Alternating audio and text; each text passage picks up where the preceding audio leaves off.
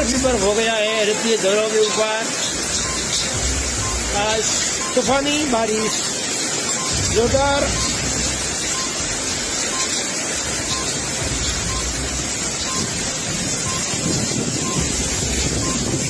हवा ने अपना रुख बदल दिया है।